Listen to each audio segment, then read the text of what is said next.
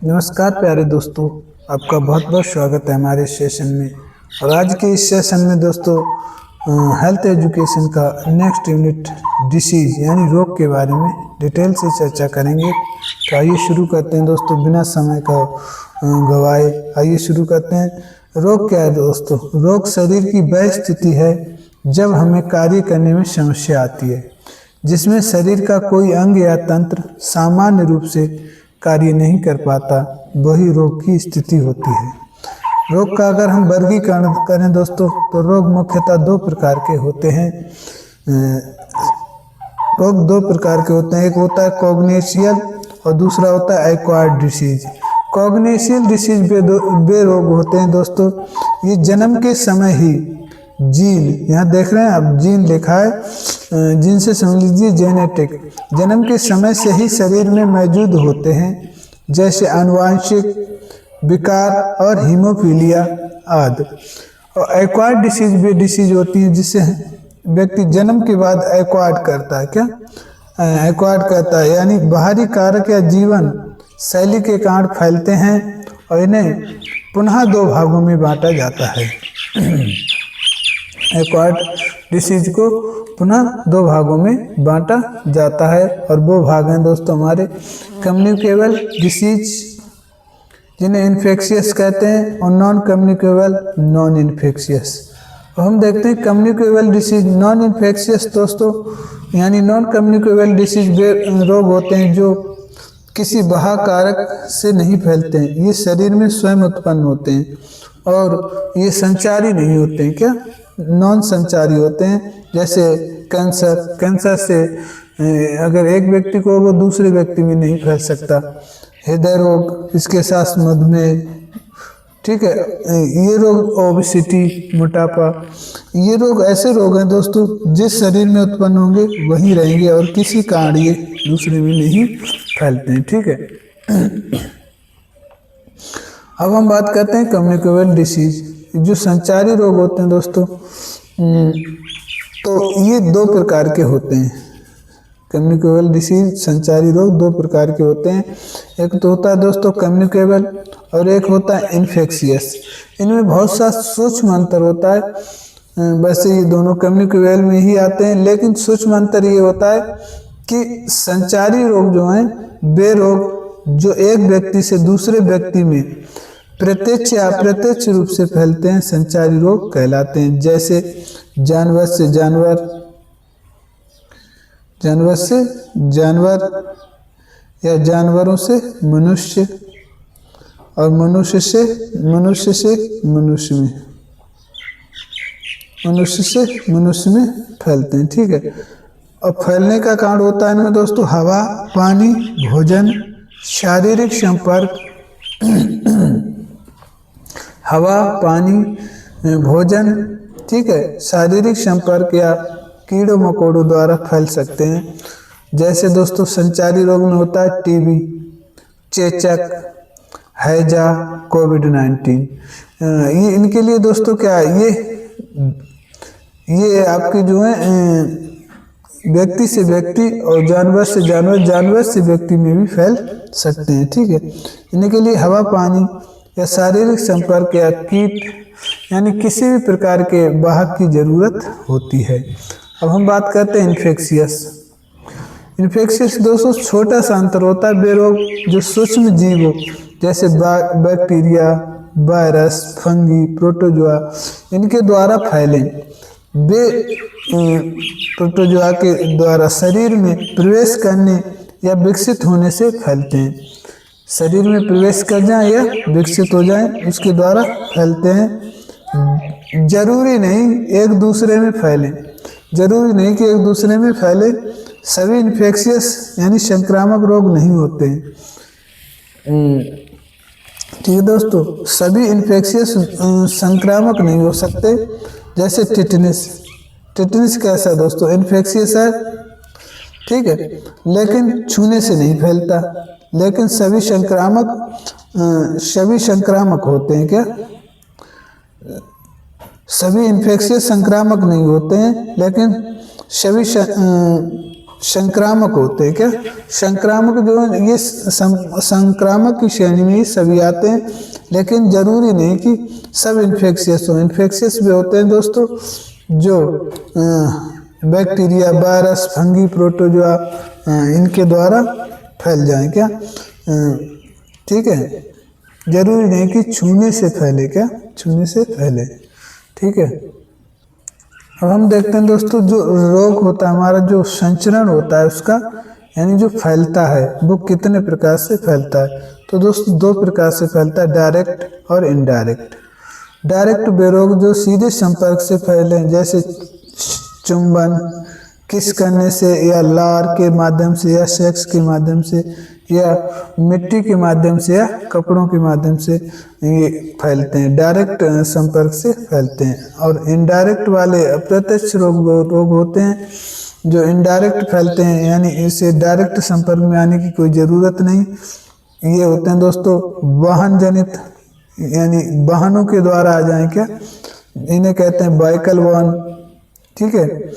Indirect वाले हैं ये व्हीकल बॉर्न, जैसे दूषित जल या भोजन से, ठीक है। वायु जनित एयरबॉर्न, छींकने या खांसने से आ जाएं। वाहक जनित वेक्टर बॉर्न, यानी मच्छर, मलेरिया ट्रांसफर करके ले आए, मक्खी, हैजा के माध्यम से फैलते हैं। ये होते हैं हमारे वाहक। तो हमारे जो इनडायरेक्ट जो फैलने वाले रोग होते हैं दोस्तों वो वाहन जनित, वाहन में दूषित जल या भोजन पर सवार होकर आ जाएं। इसके बाद वायु जनित हवा द्वारा फैल जाएं। वाहक जनित दोस्तों किसी वाहक के द्वारा ट्रांसफर हो, एक वो ग्रसित होकर आपके पास फैला दे, जैसे मच्छर, मलेरिया, मक्खी, हैजा, ठीक है। अब हम बात करते हैं शब्दावली की। यहाँ शब्दावली की भी कई बार एग्जाम में चर्चा होती ही है दोस्तों। जैसे एंडेमिक, कई बार पूछा गया एंडेमिक क्या है। एंडेमिक दोस्तों वे होती हैं जो किसी विशेष क्षेत्र में हमेशा बना रहता है, जैसे घेंगा। एंडेमिक मतलब समझ लीजिए आप एक एंड पे, एक लास्ट में, यानी किसी क्षेत्र में हमेशा ये रोग जो है बना रहता है, ठीक है। एपिडेमिक दोस्तों होती है महामारी जो अचानक एक बड़े क्षेत्र में फैल जाए। क्या एपिडेमिक होता है अचानक एकदम बड़े क्षेत्र में फैल जाए। पैंडेमिक विषमारी होता है, पैंडेमिक, ठीक है, जो पूरी दुनिया में फैल जाए, एकदम पूरी दुनिया में फैल जाए। और जैसे कोविड-19, अब इसे याद कैसे रखेंगे, पैंडेमिक, यानी जो हमारा पेन ड्राइव होता है उसमें पूरी दुनिया की, पेन ड्राइव में पूरी दुनिया की क्या जानकारी होती है। तो इसी प्रकार से आप याद रख सकते हैं। इनक्यूबेशन पीरियड, उद्भवन अवधि दोस्तों ये शरीर में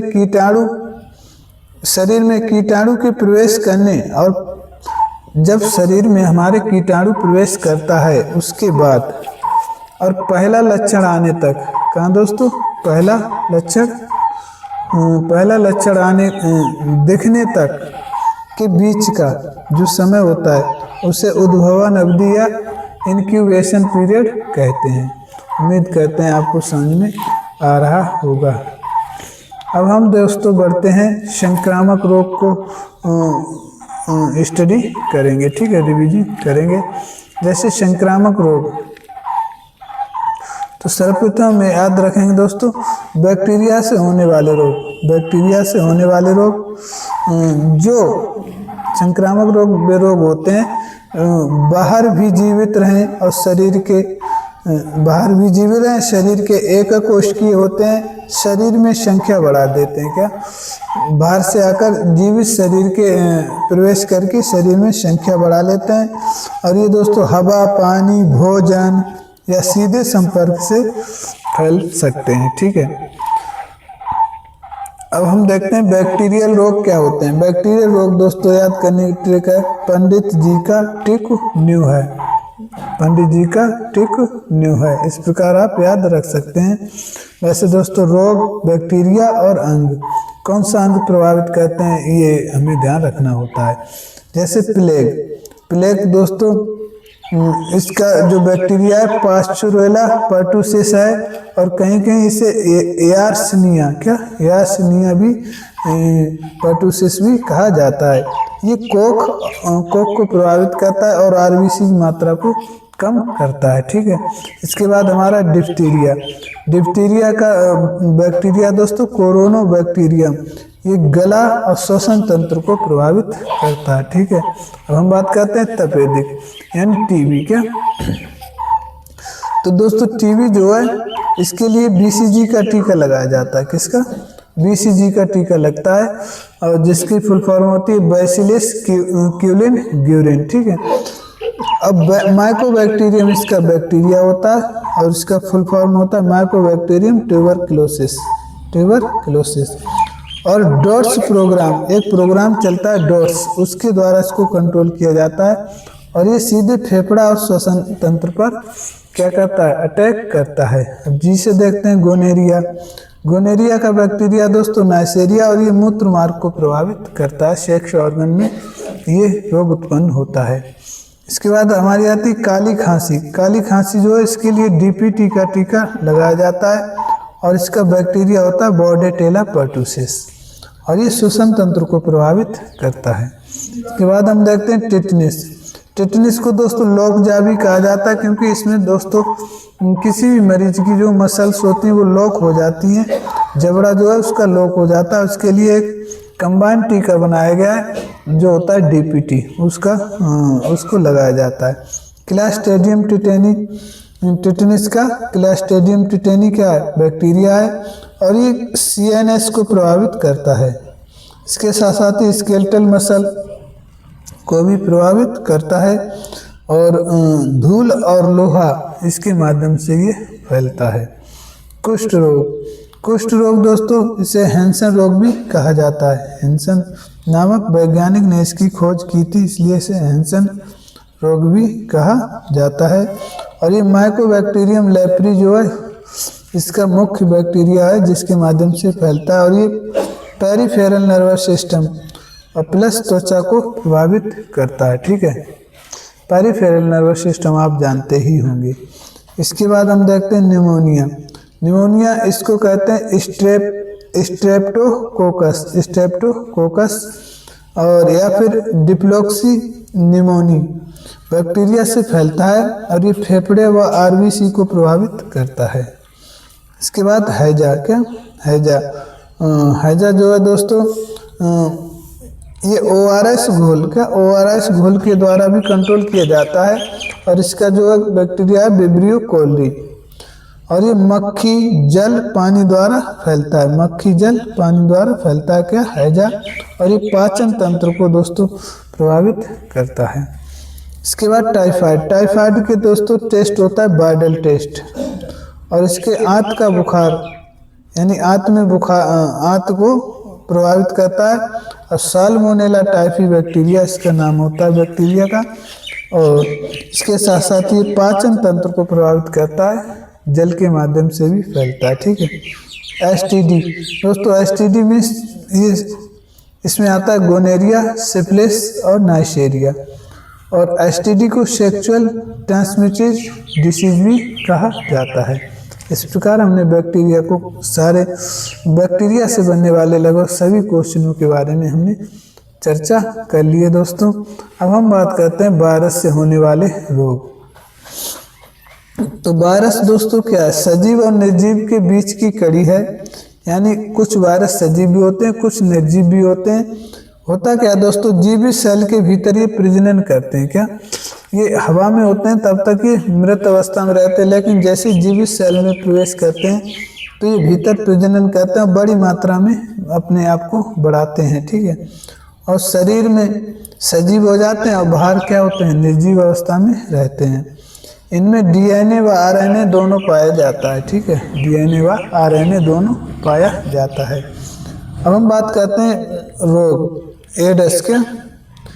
एड्स आपने सुना होगा दोस्तों, और ये इम्यूनिटी सिस्टम को प्रभावित करता है, और जो हमारे शरीर में टी लिम्फ होती हैं उनको नष्ट करने का ये कार्य करता है।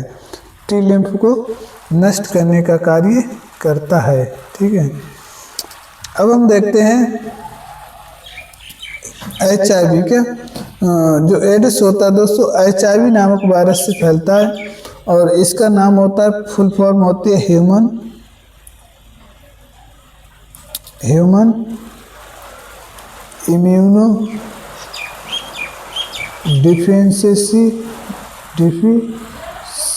डेफिशिएंसी वायरस,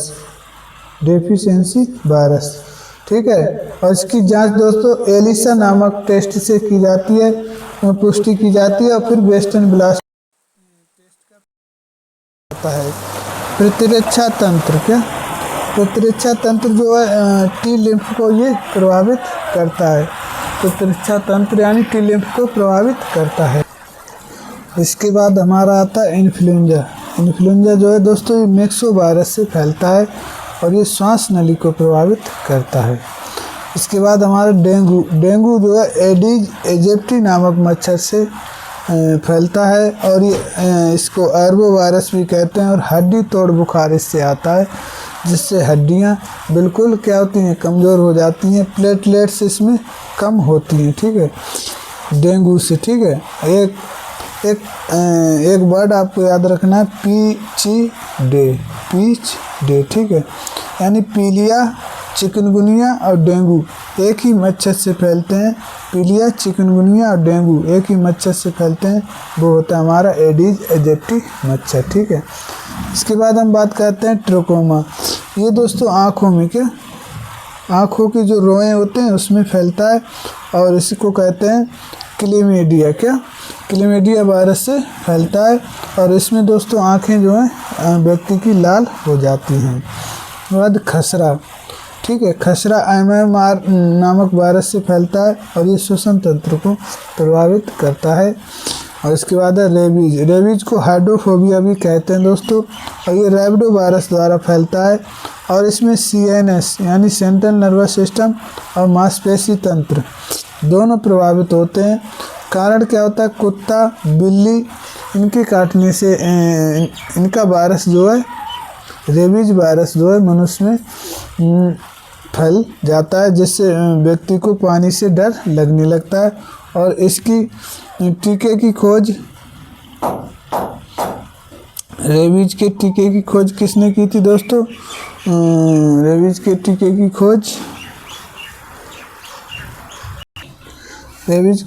की खोज दोस्तों जेनर साहब ने की थी, क्या जेनर साहब ने की थी, ठीक है, ये भी याद रखना है आपको। इसके बाद हम बात करते हैं वायरस से कुछ रोग रह गए दोस्तों, उनके बारे में भी चर्चा कर लेते हैं।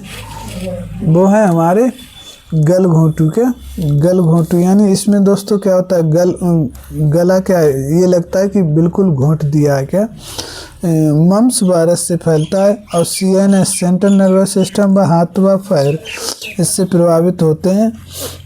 हाथ व पैर और गला, क्या गला का तो रोग ही है दोस्तों, गला प्रभावित होता है, ठीक है। चिकन पॉक्स छोटी माता, त्वचा में छाले पड़ जाते हैं, ठीक है। और पोलियो को पिकोना वायरस भी कहते हैं दोस्तों। पोलियो को पिकोना वायरस से फैलता है और CNS व हाथ पैर को प्रभावित करता है। इसमें क्या होता है दोस्तों, जो मांसपेशियां हैं वो कमज़ोर पड़ जाती हैं। पीलिया दोस्तों यानी हेपेटाइटिस नामक वायरस से फैलता है और लीवर को प्रभावित करता है। हेपेटाइटिस दोस्तों हमारे A, B, C, D, E इतने प्रकार के हेपेटाइटिस पाए जाते हैं और B जो है सबसे खतरनाक होता है। अगर हम बात करें तो A जो है दोस्तों वायरस द्वारा फैलता है और B दोस्तों क्या है, ब्लड द्वारा फैलता है, क्या ब्लड सीरम द्वारा फैलता है। और इसके साथ साथ ही C जो है हमारा, इसे स्लो किलर कहा जाता है, यानी ये धीरे धीरे व्यक्ति को डैमेज करता है, ठीक, लीवर को। इसके बाद D उसको होता है दोस्तों जिसे B और C दोनों के लक्षण हो, उसे हेपेटाइटिस D हो जाता है। हेपेटाइटिस E जो है दोस्तों, ये जल द्वारा फैलता है, और एक एफ भी होता है दोस्तों, वो मल द्वारा फैलता है, वो मल द्वारा फैलता है। ठीक है, उम्मीद करते हैं आपको सही से समझ में आ गया होगा। अब हम बात करते हैं फंगल यानी कवक, कवक द्वारा फैलने वाले रोग। तो इसको आप याद रखें, गंजा दमाद खाए फ्रूट, इस ट्रिक से याद रखेंगे आप। गा से गंजापन टीनिया कैपिटिस नामक फंगस से फैलता है। कैसे याद रखें, गंजे आदमी को क्या मारते हैं हम लोग, टीप मारते हैं, और इसमें होता है बाल झड़ना। ठीक है, दमा, अब जब जिस आदमी को दमा होता है तो वो एकदम ऐस परे यानी कैसे परे हो, यानी वो एकदम उल्टा सीधा होकर लेट जाता है, तो उससे दमा से याद रखो, ऐसे परे जैसे जिल्स यानी जिंदा ही नहीं हो। श्वसन तंत्र को प्रभावित करता है। अब दाद ट्राइकोफाइटोन का, ट्राइकोफाइटोन का यानी ट्राई करे कोई फाइटोन नामक क्या वो जो दाद के लिए टूप होता है दोस्तों, ऐसे याद कर लीजिए, ट्राई करो कोई फाइटोन नामक के लिए टूप को लगाने का त्वचा को प्रभावित करता है। खाज, इसके बीज एक्रेसिया, इसके बीज में होता है दोस्तों ये जो फंगल होता है। ठीक है, अब त्वचा, अब एथलीट फुट ट्राइकोफुट से याद रखेंगे, और ये उंगलियां जो पैर की उंगली होती हैं वहाँ पर ये ज़्यादातर होता है। ठीक है दोस्तों, अब हम बात करते हैं प्रोटोजोआ से होने वाले प्रमुख रोग।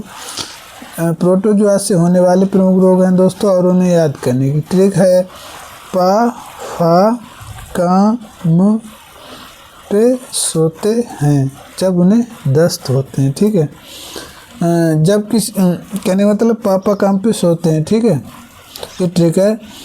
पासे पायरिया और एंटोमोबिया दांत। फाइलेरिया बर्रेटिया कोलेक्स मच्छर से फैलता है। बर्रेटिया क्या है, प्रोटोजोआ है, बर्रेटिया, फाइलेरिया बर्रेटिया, ऐसे याद रखें आप, फाइलेरिया बर्रेटिया कोलेक्स मच्छर से फैलता है। कालाजार लिसीमोनिया, ठीक है, लिसीमोनिया नामक प्रोटोजोआ से फैलता है। मान लीजिए आप कालिक की कोठरी में गए तो वहाँ क्या हो जाएंगे, लिस जाएंगे, ऐसे याद रखेंगे। दोनों और ये प्रभावित करता है लिम्फ और आरबीसी दोनों को प्रभावित करता है। वहाँ से मलेरिया जो है ये प्लाज्मोडियम नामक प्रोटोजोआ से फैलता है दोस्तों, इम्पोर्टेंट है, कई बार पूछा गया है। मादा एनफ्लीज मच्छर जो है इसका वाहक होती है। ठीक है, पेचिस दोस्तों एंटामोबिया हिस्टोलिसा, ठीक है, और ये बड़ी आंत को प्रभावित करता है। सोने की बीमारी टिप्नोसोमा यानी कितना सोएगा, सोने की बीमारी कितना सोएगा, और जीन्स, ठीक है, ट्रिपनोसोमा जीन्स, ठीक है, और ये मस्तिष्क को प्रभावित करता है और आरबीसी को, जिससे व्यक्ति को बहुत नींद आती है। ठीक है, दस्त, ठीक है, दस्त में क्या होता है, ट्राइकोमोनस हिमोनिस नामक फंगल से प्रोटोजोआ से फैलता है। उम्मीद करते हैं आपको समझ में आ रहा होगा। अब हम बात करते हैं मस्तिष्क को प्रभावित करने वाले रोग। यहाँ से दोस्तों कई बार सवाल पूछा गया कि कौन सा रोग जो है मस्तिष्क को प्रभावित करता है, तो उसको भी हमें याद रखने की आवश्यकता है। ठीक है, उसको भी याद रखने की हमें आवश्यकता है। तो मस्तिष्क को प्रभावित करते हैं मिट्टी को रोपो, इसकी ट्रिक है दोस्तों, मिट्टी को रोपो, और रोपो कैसे, दाब के, क्या, मिट्टी को रोपो मगर दाब के। अब माँ से हो गया मेनिंजाइटिस, टी से हो गया टेटनस, को से हो गया कुष्ठ रोग, रो से हो गया दोस्तों रेबीज, क्या, रेबीज भी सीएनएस को प्रभावित करता है, रेबीज। और इसके बाद पो से हो गया पोलियो, और दा से हो गया दाब के मतलब दमा भी दोस्तों हमारे मस्तिष्क, इसे केंद्रीय तंत्र का रोग कहा जाता है। जब किसी को दमा होता है तो उसके मस्तिष्क में विकार उत्पन्न होने लगता है। जल द्वारा फैलने वाले रोग, जल द्वारा फैलने वाले रोगों की ट्रिक है दोस्तों, हैप्पी पेड़ा फूटा है, हैप्पी पेड़ा फूटा है से हो गया हैजा, पी से हो गया पीलिया, पे से हो गया पेचिस, फू से हो गया एथलीट फूट का, और फा से हो गया दोस्तों फूटा है, टा से टाइफाइड हो गया, है से हेपेटाइटिस हो गया, ठीक है। और फू से आप ऐसे ध्यान रख लीजिए डायरिया क्या।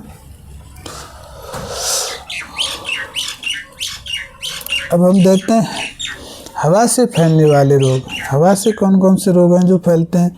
टीबी हो गया, टीबी न्यू काली मैंने डिफ्थ पोल से ली, ऐसे याद रख सकते हैं। टीबी, न्यूमोनिया, काली खांसी, मैंने से मेनिंजाइटिस, डिप्थ से डिप्थीरिया और पोल से ली पोलियो, ठीक है। ये हमारी हवा द्वारा फैलने वाले रोग थे दोस्तों। कई बार इनमें सेपरेट करके पूछा जाता है, इसलिए इनको आपको याद रखने की बहुत आवश्यकता है। अब हम देखते हैं प्रमुख रोग व उनके टीके। जो प्रमुख रोग हैं उनके कौन कौन से टीके हैं और इनकी खोज किसने की, इसके बारे में चर्चा कर लें। तो टीबी का टीका होता है, बीसीजी का टीका लगवाया जाता है दोस्तों, ठीक है, बीसीजी का टीका लगवाया जाता है। और डीएनए खोज की वाटसन व क्रिक ने, ब्लड सर्कुलेशन की कार्डलैंड स्टीनर ने, और प्लस एंटीजन की भी खोज इन्हीं ने ही की थी। चेचक दोस्तों एडवर्ड जेनर ने इसकी खोज की थी, ठीक है, चेचक की एडवर्ड जेनर ने। अब पोलियो के दोस्तों ई सॉल्क नामक वैज्ञानिक ने पोलियो के टीके की खोज की। बैक्टीरिया की खोज की थी दोस्तों लेवोन हाक ने। डीएनए आरएनए की जेम्स एंड वाटसन ने की थी, ठीक है। मलेरिया की खोज रोनाल्ड रॉस ने की थी। इसके बाद टाइफाइड की खोज, टाइफाइड को टीका होता है दोस्तों बार्डल टेस्ट होता है, बार्डल टेस्ट, ठीक है। एडेस एलिसा और वेस्टर्न ब्लास्ट, ठीक है, इन दो टेस्टों से एडेस का पता लगाया जाता है, ठीक है। उम्मीद करते हैं आपको समझ में आ रहा होगा। इसके बाद हम देखते रहते हैं दोस्तों अन्य रोग जिनसे सवाल,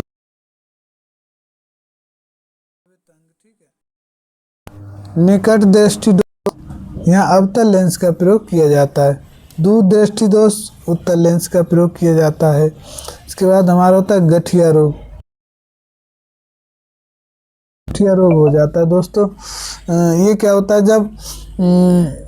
जब हमारा पैराथ हार्मोन जो है रक्त में कैल्शियम की मात्रा को अधिक बढ़ा देता है, तब जोड़ों पर जाके दोस्तों क्या हो जाता है, गठिया रोग हो जाता है। मिर्गी रोग, सीएनएस में मेटाबॉलिक डिसबैलेंस, जब मस्तिष्क में मेटाबॉलिक डिसबैलेंस होता है दोस्तों तब मिर्गी रोग हो जाता है। हाइपरटेंशन की स्थिति दोस्तों बीपी हाई होने से, हाइपोटेंशन दोस्तों बीपी लो होना कहलाता है। हीमोफीलिया क्या है दोस्तों, रक्त का थक्का ना जमने पर हीमोफीलिया नामक रोग हो जाता है। हीमोफीलिया दोस्तों रक्त का थक्का नहीं जमता है, हीमोफीलिया खुद एक रोग है, ठीक है, इसमें रक्त का थक्का नहीं जमता है। क्वाश साल तक के बच्चों में पाया जाता है, इसमें हाथ पैर तिरछे हो जाते हैं और इसके साथ साथ ही बच्चे का जो है पेट बाहर निकल आता है। मैरास्मस से याद रखो मुन्ना, यानी 1 साल तक के बच्चों में ये रोग होता है, जब माताएं जो हैं बच्चों को भरपूर स्तनपान नहीं कराती हैं तब। क्रिटिनिज्म दोस्तों होता है बौनापन, यानी जड़ बामनता, जब कोई बच्चा अविकसित होता है, यानी वो पूरी तरह से विकसित नहीं हो पाता है तो बौना रह जाता है, जिसे हम कहते हैं क्रिटिनिज्म या जड़ बामनता। मिक्सोडिमा मंदबुद्धि दोस्तों और मोटे ओंठ ऐसी स्थिति होती है मिक्सोडिमा में, ठीक है। इसके बाद टिटेनी दोस्तों रोग होता है जब रक्त में कैल्शियम की कमी हो जाए, रक्त में जब कैल्शियम की कमी हो जाती है तो रक्त में टिटेनी रोग हो जाता है। घेंगा, आयोडीन की कमी होने पर घेंगा रोग हो जाता है। और डायबिटीज इंसुलिन की कमी से दोस्तों डायबिटीज होता है, और ये इंसुलिन किससे प्रभावित होता है, ये क्रोमियम नामक जो हमारा मिनरल्स होता है वहाँ ये कंट्रोल करता है, इंसुलिन को उत्तेजित करता है। ठीक है। मोटापा फैटी एसिड टिश्यू का बढ़ने से दोस्तों मोटापा होता है। और कलर ब्लाइंडनेस होता है दोस्तों, रंग बढ़ांतता। क्या इसमें व्यक्ति कलर पहचानने में व्यक्ति को दिक्कत होती है, जिसमें व्यक्ति लाल व हरे में फर्क महसूस नहीं कर पाता है। टर्नर सिंड्रोम दोस्तों ये होता है गुणसूत्र, जब किसी व्यक्ति का गुणसूत्र का एक गुणसूत्र कम हो जाए तब उसे कहते हैं टर्नर सिंड्रोम। अब इसके साथ साथ ही दोस्तों बार बार पूछे जाने वाले सवाल, जो हमारा नया टॉपिक है पोस्टल डिसीज का, आसनीय विकृतियाँ, यहाँ से भी दोस्तों कई बार सवाल पूछे गए हैं और ये बहुत मोस्ट इम्पोर्टेंट चैप्टर है। पोस्टल डिसीज यानी ऊपरी अंगांग में कौन सी पोस्टल डिसीज होती हैं और निचली अंगांग में कौन सी पोस्टल डिसीज होती हैं।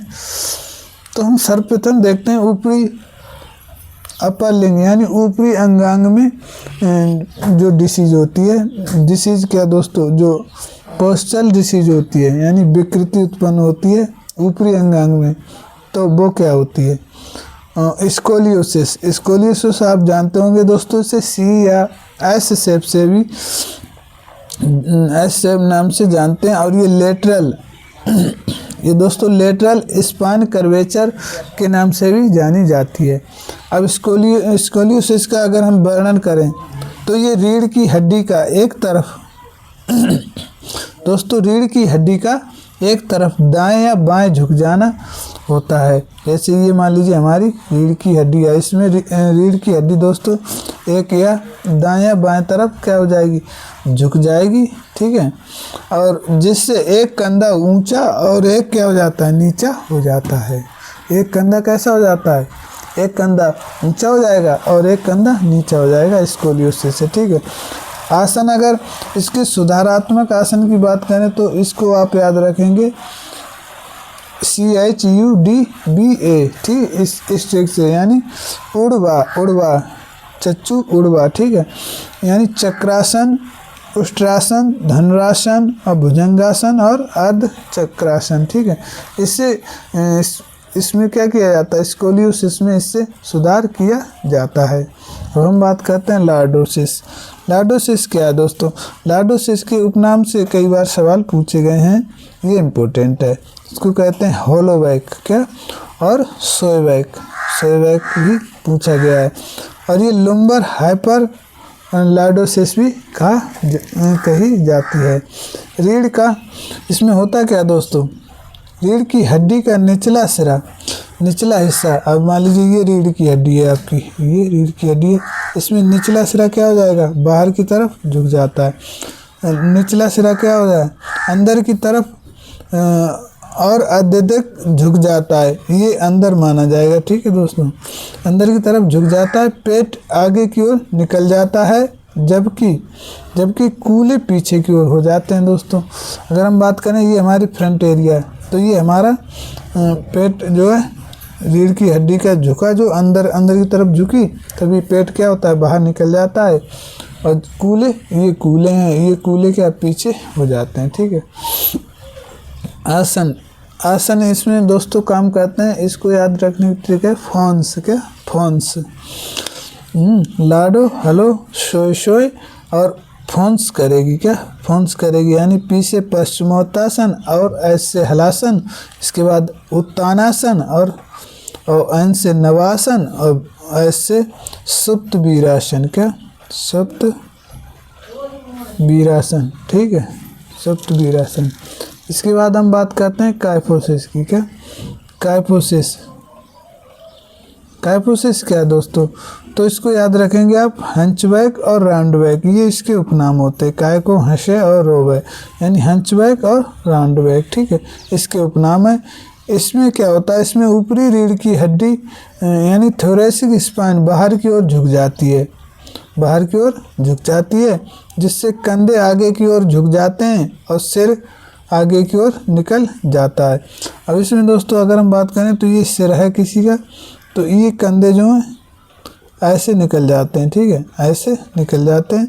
और ये इसकी फ्रंट एरिया, ठीक है, कंधे जो हैं बाहर की तरफ निकल जाते हैं ऐसे, ठीक है, और झुक जाते हैं, सिर आगे की ओर निकल जाता है। इसके साथ साथ ही इसके सुधारात्मक आसन की बात करें तो इसमें आप ध्यान रखेंगे MBA डिग्री, क्या MBA डिग्री, यानी मर्जर्यासन, गोमुखासन, भुजंगासन, अधोमुखासन और धनुरासन। ट्रिक के साथ आप आसनों को आराम से याद रख सकते हैं। एग्जाम में जब हमारे एग्ज़ाम में प्रेशर होता है उस समय हम ट्रिक के माध्यम से ही आसनों को क्या कर सकते हैं, सेपरेट याद रख सकते हैं। दोस्तों उम्मीद करते हैं आपको सेशन अच्छा लगा है, तो प्लीज़ वीडियो को लाइक करें दोस्तों, और चैनल को सब्सक्राइब करें दोस्तों। हमारे हैंड रिटन नोट्स के साथ बने रहने के लिए दोस्तों आपका बहुत बहुत धन्यवाद। अब हम बात करते हैं जो दोस्तों लुम्बर लिम्ब में बीमारी होती हैं उनके, यानी लोअर लिम्ब में, क्या अपर लिम्ब के बारे में बात कर ली, कमर से ऊपर के बारे में, और अब हम बात करते हैं कमर के नीचे जो प्रॉब्लम्स होती हैं उनके बारे में। तो लोअर लिम्ब में दोस्तों हमारे सबसे पहले रोग होता है बो लेग। क्या बो लेग में क्या होता है दोस्तों, ऐसे आदमी के पैर जो हैं ऐसे फैल जाते हैं और ये लगता है कि जीरो जैसा आकार बन गया हो। तो बो लेग को उपनाम है दोस्तों जेनु बैरन, क्या जेनु बैरून, ठीक है, बैरन, ठीक है, बैरन से रन में भागना, इधर उधर को पैर भाग जाते हैं, घुटने बाहर की ओर मुड़ जाते हैं, जैसे पैर जो है ओ का आकार क्या करता है, आकार का हो जाता है। ये देखिए दोस्तों पैर हमारा लगभग ओ के आकार का हो गया है। आसन, इसमें आसन जो टीवी और SP से याद रख सकते हैं। T से त्रिकोणासन, B से वीरासन, सा से शवासन और पश्चिमोत्तासन, ठीक है। इसके साथ साथ ही दोस्तों आगे बात करें नौकनी, क्या नौकनी में दोस्तों क्या होता है, इसमें दोस्तों एक्स जैसी आकृति बन जाती है और इसमें चलते समय व्यक्ति के घुटने जो हैं आपस में टकराते हैं, ठीक है। ये ज़्यादातर मोटापा होने की वजह से होता है दोस्तों। नौकनी का उपनाम है दोस्तों जेनु बलगम, क्या जेनु बलगम चिपकती है, वैसे दोस्तों घुटने चिपक जाते हैं, टकराने वाले घुटने, इसका अर्थ है। अब ये चलते या खड़े होते समय घुटने जो हैं क्या करते हैं, आपस में टकराते हैं, जबकि टखनों के बीच की दूरी, घुटने टकराते हैं दोस्तों, और जबकि टखने जो हैं ये नीचे टखने होते हैं, इनके बीच में दूरी अधिक हो जाती है। आसन की बात करें टीवी SSP यानी त्रिकोणासन, वीरभद्रासन, शलवासन, शवासन और पवन मुक्तासन के माध्यम से ठीक किया जा सकता है, सुधारा जा सकता है। इसके साथ साथ ही सोते समय क्या करें, सोते समय पैरों के बीच में तकिया का प्रयोग करें, पैरों के बीच तकिया का प्रयोग करें दोस्तों, ठीक है। और इसके साथ साथ ही घोड़े की सवारी करें, घोड़े की सवारी करने से ये इसमें सुधार होता है, ठीक है। अब बात करते हैं पैर के पंजों में पेस प्लेनिस या फ्लैट फुट के नाम से भी इसे जाना जाता है। इसके साथ साथ ही डक फीट, क्या यानी बतख के जैसा तलवा हो जाता है, और इसे प्रोनेटेड फीट भी कहते हैं। इसके 4 नाम हैं दोस्तों, pes planus, flat foot, duck feet और प्रोनेटेड फीट। इसमें होता क्या दोस्तों, इसमें पैर के तलवा का आर्क जो है पूरी तरह कैसा हो जाता है, समाप्त हो जाता है। चलते समय पूरा पैर का तलवा जमीन को छूता है, पूरा पैर का तलवा क्या करता है, जमीन को छूता है। ऐसे दोस्तों पूरा पैर का तलवा बन के आता है, ठीक है। जबकि नॉर्मल व्यक्ति का ऐसे बनता है दोस्तों, ऐसे बनता है, ठीक है। कारण क्या होता है दोस्तों, कई बार कारण होते हैं दोषपूर्ण जूते, यानी जूते जो हमारी ग्रिप के अकॉर्डिंग ठीक ना हो, या मोटापा, या बचपन में जल्दी चला देना, जिससे दोस्तों उनकी बच्चों की पैर की हड्डियां मजबूत ना हो पाती हैं और वो पूरी तरह से पैर जो है तलवा चपटा हो जाता है। उपाय क्या करें? ताड़ासन आसन करें, वृक्षासन करें, पंजों पर चलें और पंजों से तौलिए को उठाने का प्रयास करें। ये आसन जो है इसमें कामगर हैं दोस्तों। पंजों पर चलना, पंजों से तौलिया उठाना, ताड़ासन करना और वृक्षासन करने से इस रोग में थोड़ा सा सुधार होता है। इसके बाद हम देखते हैं खोखला पैर, क्या जिसे कहते हैं पेस कैबस यानी किलो फुट या हॉलो फुट। ठीक है, इसमें क्या होता है, इसमें हाई आर्क बन जाता है पैरों के बीच में, और इसके ये फ्लैट फुट के एकदम विपरीत है। फ्लैट फुट के एकदम विपरीत है, जहाँ फ्लैट फुट में पैर का तलवा चपटा होता है और इसमें क्या होता है, आर्क जो है हाई हो जाता है। इसमें पैर का आर्क बहुत बढ़ जाता है और शरीर का पूरा भार एड़ी पर आता है। शरीर का पूरा भार एड़ी पर आता है और बीच का हिस्सा ऊपर उठ जाता है। अगर हम बात करें तो ऐसे दोस्तों ये हमारी एड़ी हो गई, इस पे पूरा लोड आता है और जबकि बीच का हिस्सा जो है ऊपर उठ जाता है और ये हमारी हो गई फिंगर्स। ठीक है, इस प्रकार हो जाता है। कारण अक्सर आनुवांशिक होता है, जेनेटिक होता है या तंत्रिका संबंधी कारणों से होता है। ठीक है, उपाय डिजाइन किए गए जूते, उपाय सबसे बढ़िया इसमें जो डिजाइन किए यानी अपने पैर के हिसाब से जूते बनवाएं, कुशन वाले। इसके बाद पैर के तलवों की मांसपेशियों को स्ट्रेच यानी खिंचाव करने वाले व्यायाम करें। और आसन की बात करें तो पश्चिमोत्तासन कर सकते हैं आप, पाद हस्तासन कर सकते हैं। पैर के पिछले हिस्से की मसल को मजबूत करने वाले आसन कर सकते हैं। उम्मीद करते हैं आपको ये सेशन अच्छा लगा होगा दोस्तों, और अच्छा लगा होगा दोस्तों आप प्लीज़ वीडियो को लाइक करें और चैनल को सब्सक्राइब करें, और एट लास्ट तक बने रहने के लिए आपका हृदय की गहराइयों के साथ आपका बहुत बहुत धन्यवाद दोस्तों। जय हिंद, जय भारत।